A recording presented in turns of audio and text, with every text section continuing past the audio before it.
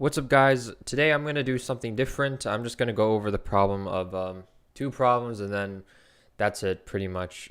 I was thinking of just recording a video going over these two problems of the latest SRM 800 on TopCoder, but then I realized if we're just going to make a video anyway, might as well just live stream it and going over the problem instead of actually just recording it and then uploading it. Because then you could at least see what people are responding in the live chat. You know what I mean? So yeah. Plus, in the recent poll, it said that I should try to make the videos only like at most half an hour to 45 minutes. So yeah, I don't know.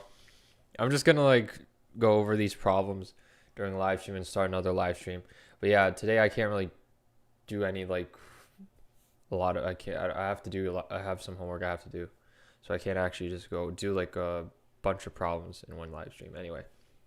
So today we're just going to go over TIEFighterAssembly and then another problem.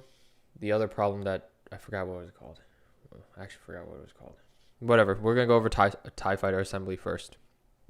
Okay, you see basically this is a TIE fighter. It has like two of these characters, right?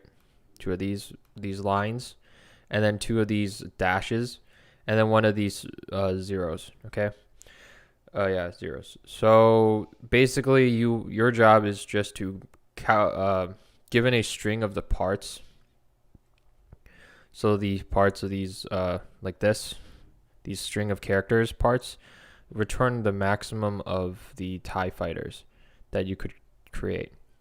Right, return the maximum number of TIE fighters you could assemble from the given parts. So, I actually solved this problem really fast because it's actually not much to it. So, hold up, let me just maximize this. Okay, so basically, to generate a TIE fighter, you just have to think about how many dashes and how many lines you need and how many O's you need. So like if you go back to the TIE fighter, you just need two of these, right? You just need two of these lines, like straight vertical lines, and then two of these dashes, right? And then one circle or 1 0. So the maximum number of TIE fighters you can make is actually just going to be the number of lines that you have, the number of vertical lines that you have, and over 2.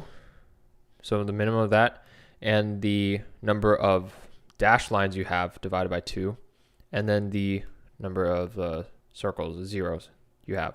So it's a minimum of all those three. And the reason why is because like if you have, let's say you have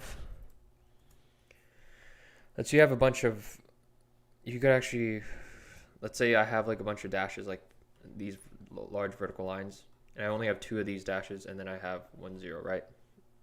So to generate a TIE fighter in the first place, I need two of these, right? I need two of these vertical lines, two of these dash lines, and then one of these zeros, right?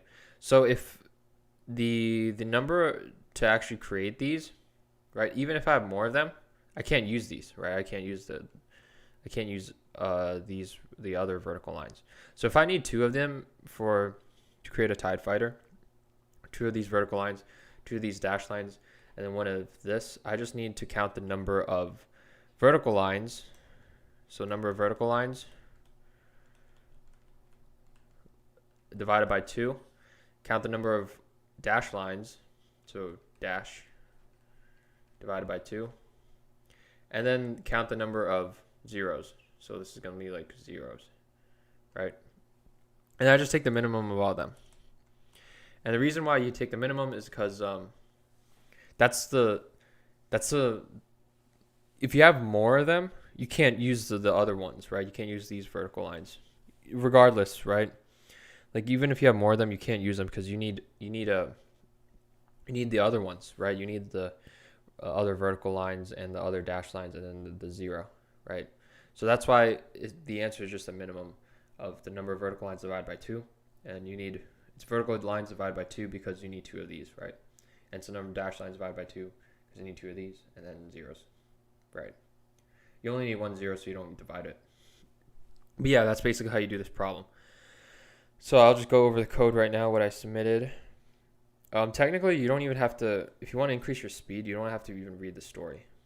Right? Just read this bottom part. Read this bottom part of, so what I did was I just read this. Right? Return number of TIE fighters from the parts. So I didn't even read any of the stories. So, and I was able to submit pretty fast for this problem.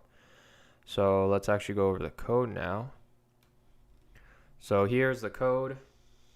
Can I expand this? Oh yeah. No, I can't. Yeah, okay, whatever. All right, so I have the class TIEFighterAssembly. The method signature of assemble takes in the string. So I have a map of occurrences just to count the number of occurrences for each of them, right? For each of the characters.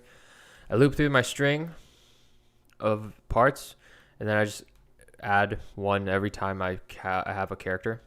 And what do? I just take the minimum of the number of occurrences of the 0, minimum of the vertical line, number of occurrences of the vertical line over 2, and then the occurrences of dashed lines over 2. And I just return that. And that actually passes systems test. So yeah, you could actually go on to practice. You just go on the practice problems and see it. But yeah, that was pretty much the gist of this problem. There's not much to it. I'm going to go over the second problem, and then I'll be on my way. So I'll start another live stream. So yeah, anyone in the chat? Oh, there's no one in the chat. So yeah, I'll start another live stream soon. Yeah, rate, comment, subscribe. I'll check you guys later. Peace.